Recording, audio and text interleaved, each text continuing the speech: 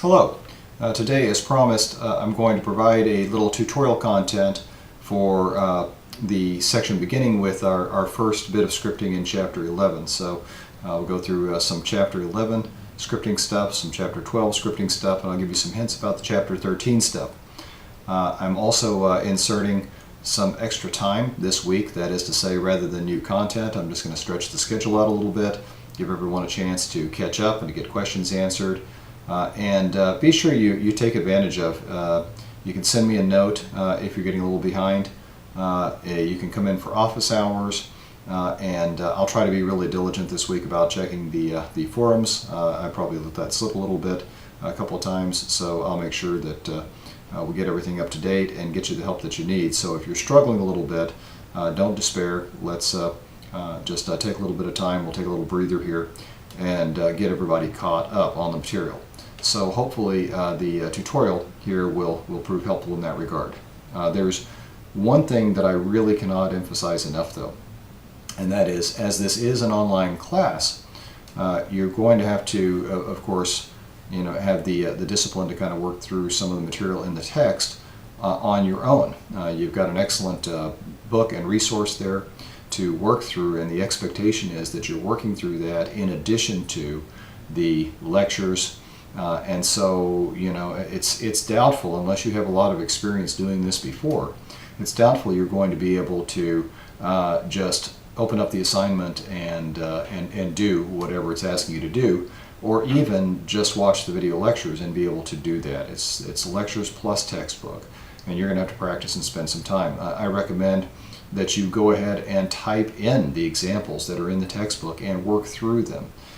This is a 3-credit hour course, and it is, of course, you don't have the class meeting time, but it is expected that you'll spend the time to work through that material. And I don't think it's that onerous if you consider that you don't have the face-to-face class time as you do with a traditional course. So please do put in the time necessary to learn this material. And if you're kind of behind on prior chapters, this would be a really good time to kind of dig in and catch up on that stuff, go revisit it again.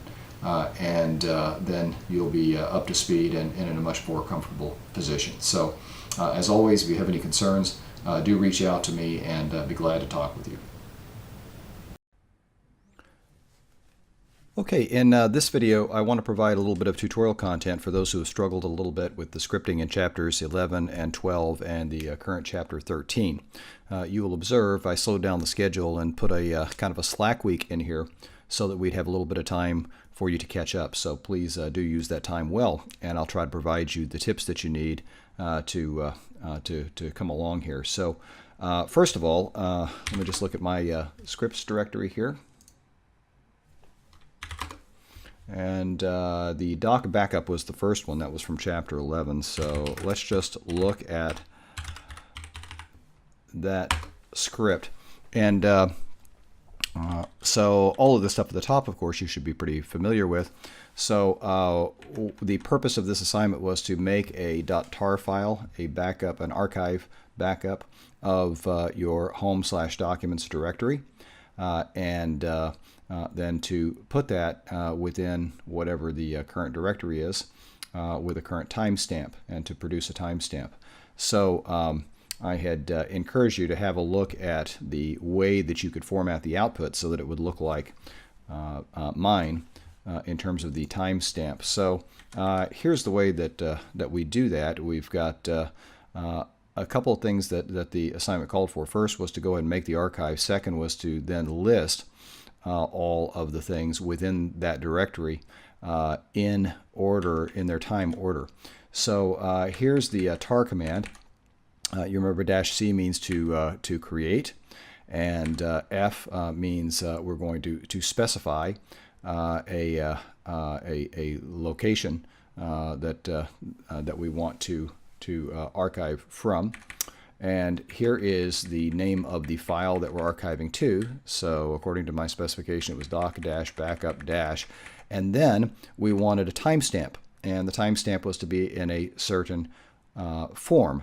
And that form, well, you can almost read it here. You see this is command substitution here, and we're calling the date command, and I encourage you to look at the man pages for that, where you would see how you would put together the string for that. So here we have a format string where we have the year, the month, and the day, and then a dash, and then the number of seconds since January 1st, 1970, which is when everyone started counting these things. That's actually a very common number to be used to differentiate things in time, is the number of seconds since January 1, 1970. Why 1970? It's arbitrary, but it was decided a long time ago, back in the 70s, that that would be kind of the start of time for the digital age, and would represent 0 seconds, and we'd move forward from there. So that'll give you the number of seconds since that time as a large integer.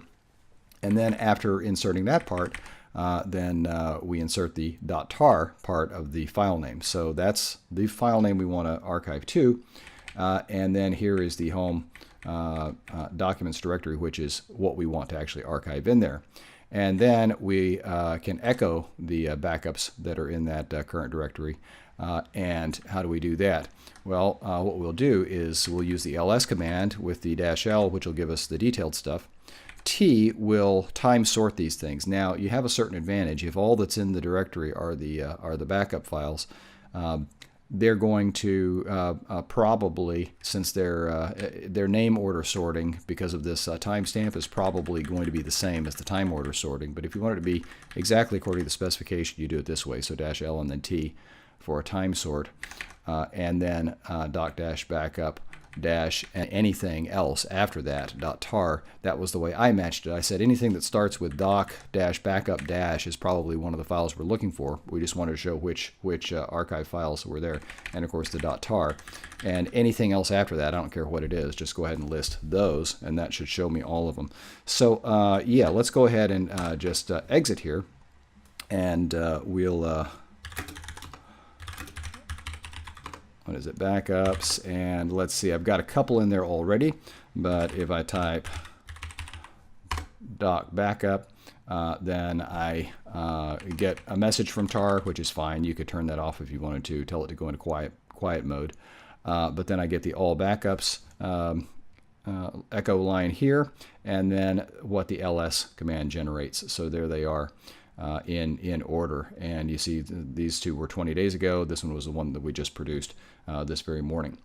So that's it for that script. Let's go back and take a look at the chapter 12 stuff.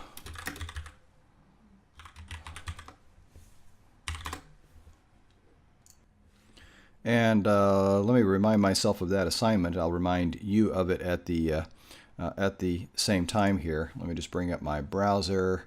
Let's see, is that that's the week 5. Let me bring up the week 6 one. Hold on. Let's see. There we go. Let me just bring this into view here. Okay, so here was the week 6, the chapter 12 stuff. So the first part is in the home script directory.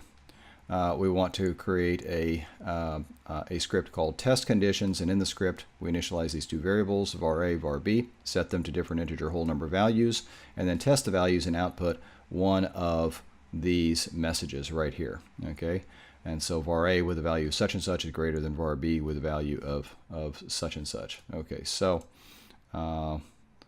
let's take a look at that.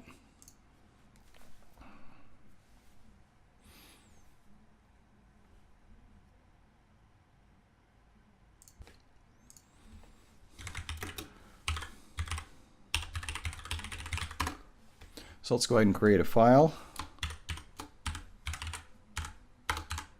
Oops. Bash.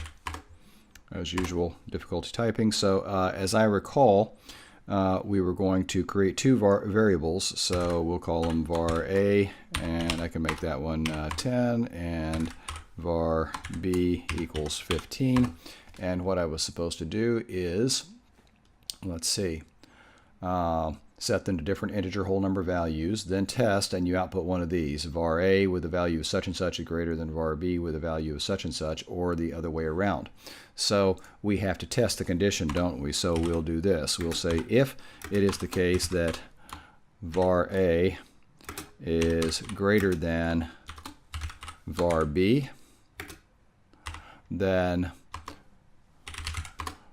we can echo, and we need to escape that $sign, otherwise it'll try to expand it, right? So we'll say var a, comma, with a value of var a is greater than var b with a value of var b.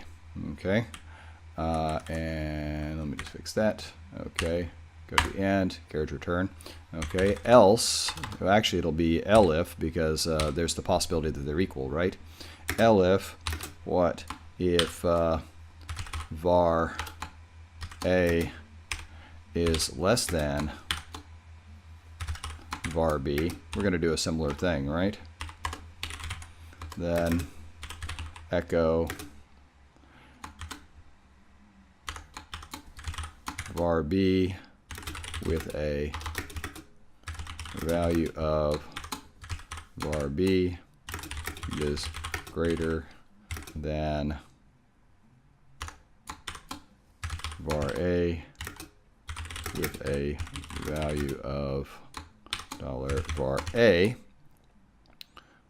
Okay, and then finally, else, in any other condition, we'll echo this.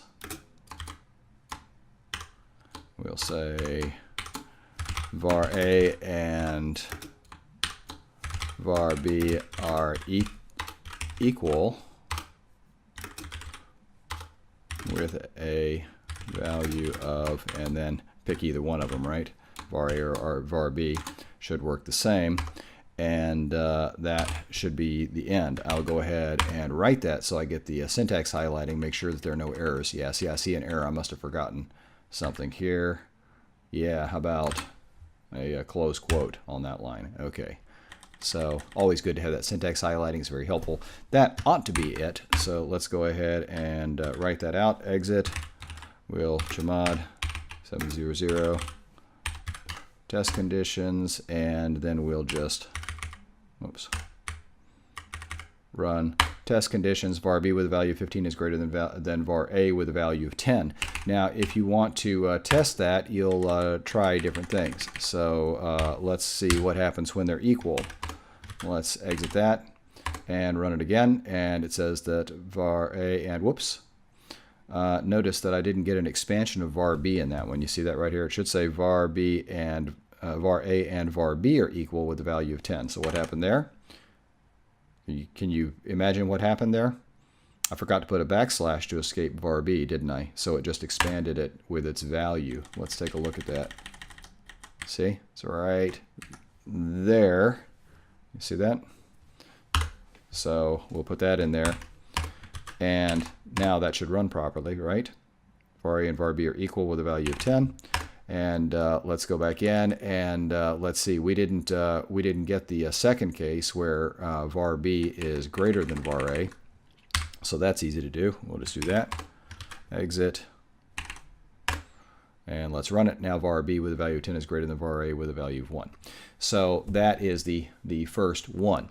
Let's take a look at the next script in chapter 12.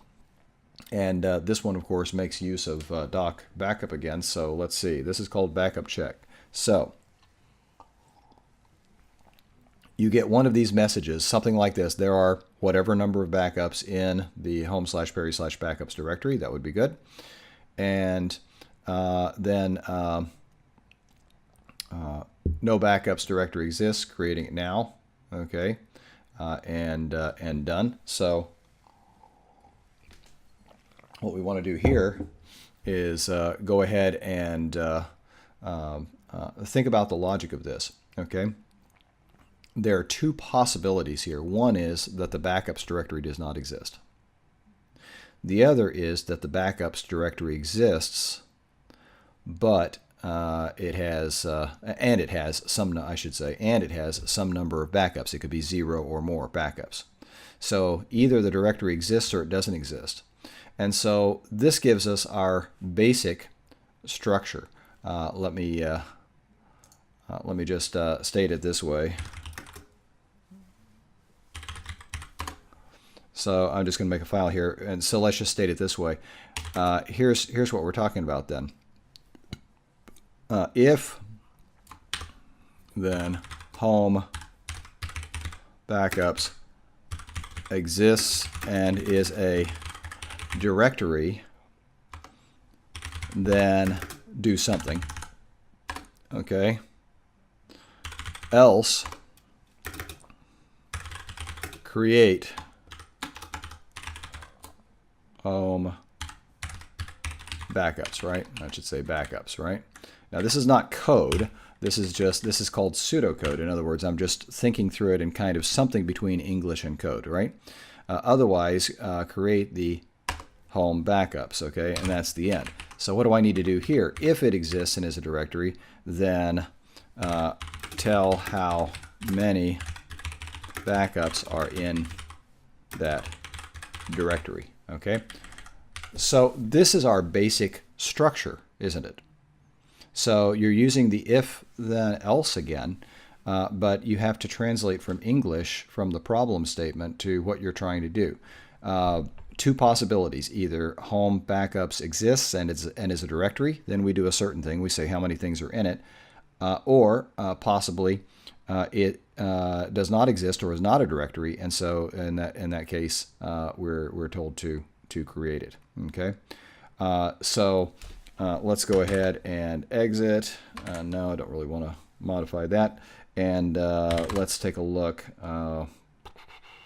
What is a backup check, right? Nano backup check. And I will show you how I solved this problem in Chapter 12. First of all, remember, we were saying if home backups exists and is a directory, then do certain things, otherwise do something else. So here it is. If -d means is a directory, okay, be sure you review that from the chapter where if was covered. That's chapter 12, right?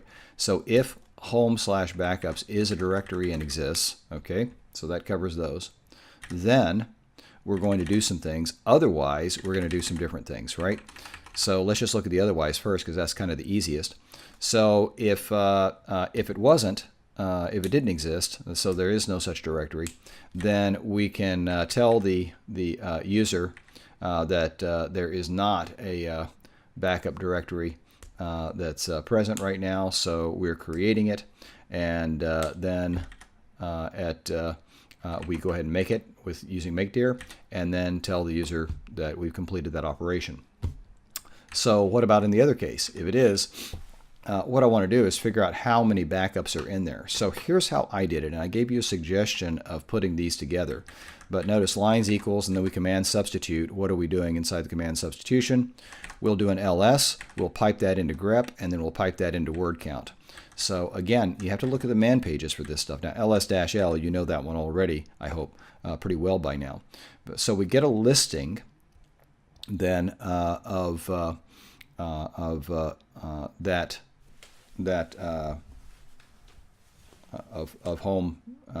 backups. What we really need to do is ls-l, and that should be right, home backups. That's what we want the listing of. So ls-l/home/backups, pipe into grep, looking for the pattern backup, and then pipe that into word count with the flag that means indicate the number of lines, right? Okay, so let's take a look at this and go ahead and run backup check. It says that there are 3 backups in the home/Perry/backups directory, and I can verify that. I'll just say ls-l and home/backups, and indeed there are 3, as we saw from the earlier script. Okay, so just back into that so that you can have a look at that. That's the way that I solved this particular one in chapter 12. Now then, last thing, probably if you were having some challenges with those, you might be having some challenge with the chapter 13 with the new one as well. So let's get that one up here. Let's see. Here's the week 7, the chapter 13 stuff. And I want to give you some hints for this one, but I really want you to kind of work on this one a little bit, okay? So it's better for you to struggle with it a little bit, because if you do that, you'll learn a lot more than if it's just kind of given to you, okay? So let's go through the process of trying to do it. But let's look at the first one. So we'll check to see if the directory home/week 7 assignment 1 exists, and if it does, delete it in any contents. So that's the first thing. So what's that going to look like to you? That's going to be an if statement, right? So if -d and then this, okay, so it's a directory and it exists. Then what do? Delete the directory and any contents. You should remember how to do that. You can do that with the rm with a certain flag that is called the recursive flag. That'll also delete any files that are in the directory. So go back and review that if you don't remember that, and look at the man page for rm. But rm will do that, so that's how you delete that. Else, I'm sorry, and then after that, create the directory. So if this exists and is a directory, then delete the whole thing with its contents, and then recreate it. Okay, so in other words, every time you run, it's going to start over again, right? It's going to delete what exists and make it over again.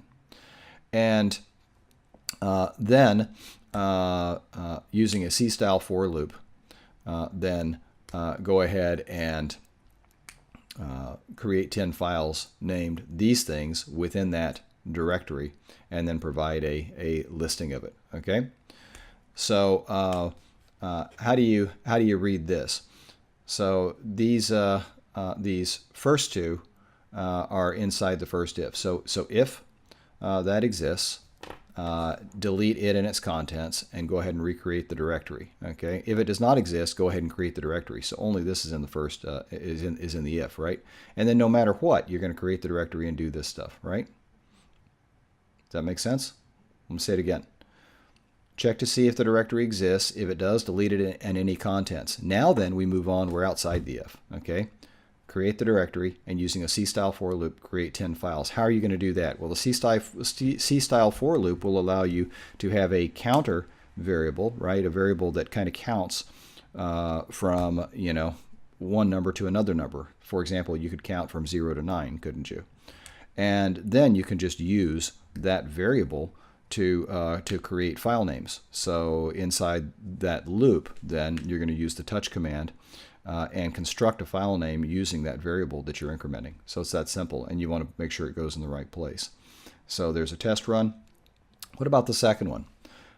Week 7 assignment 2. This is actually not terribly difficult, but you're going to use the C-style for loops again, but this time you're going to have them nested. So you're going to have one inside another. That's very commonly done to make a table. And so here I've suggested how to structure your code. And already given you a pretty good hint about how to do that. I would do this first, and don't worry about the note down here yet, but just do this first part that's indicated here, and then have a look at the note here, which will help you format it so that it looks nice like this table, okay? Because you want kind of equal spacing between things so that they line up, right? You want your table to look like that. But don't worry about that at first. Just get the data output first, okay? And then once you've got the output, you can work on getting the header lines right, and this leftmost column and divider, that means this stuff that's right here, okay? The stuff in this line, and here's what I'm calling the divider. I've got 2 header rows here. See, one of them has these numbers across here, and the other has the dashed line, okay? So you can get all that stuff lined up and looking pretty kind of iteratively, just getting the spaces right and making it look right. You can do all that after the fact. So this part right here, output header lines, and this part right here, output the leftmost column and divider, I would save that for last. Get the basic part working, the 2 nested for loops, okay, which are going to output all of these numbers. And it's just a multiplication table, right? That's what it is. So, 6 times 4 is 24, right? 6 times 4 is 24. 3 times 9 is 36. Okay, so it's just a multiplication table going from 1 to 12 and 1 to 12 in the rows and columns. Okay, so this will all help you with how to format things, but do that one a little bit later. Okay, so hopefully that's enough to kind of get you going on this and increase your confidence a little bit and help you along. Do shoot me a note or come in for office hours if you have any further problems with it, and I'll see what I can do to help.